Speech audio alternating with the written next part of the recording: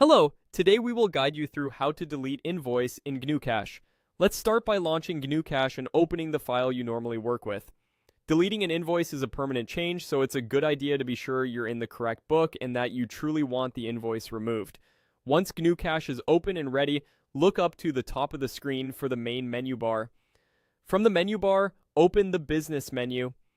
This is where GnuCash groups all customer, vendor, and invoicing tools. We'll be working in the customer section because customer invoices live here.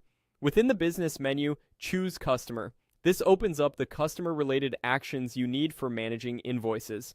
In the options that appear, select Find Invoice. This tool lets you search for a specific invoice so you can confirm you have the right one before deleting it. In the Find Invoice window, enter the invoice ID or the identifying number you're working from. If you don't have the exact ID, you can type what you know and review the results carefully. Take a moment here to make sure the invoice you find is the correct one. Checking the customer name, date, and amount can help avoid mistakes. When the results list appears, double-click the matching invoice to open it. With the invoice window open, scan the details one more time. Confirm the line items, totals, and customer information so you're confident this is the record to remove. When you're done reviewing, close the invoice window to return to the previous view. Back at the top of the main GnuCash window, look for the Delete option.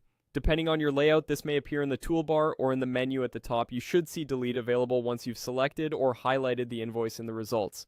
When you're ready, click Delete.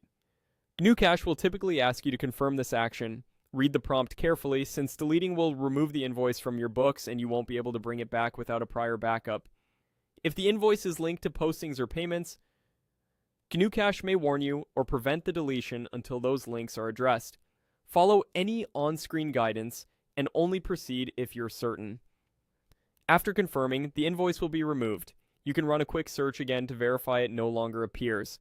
That's it. Your invoice has been deleted in GnuCash.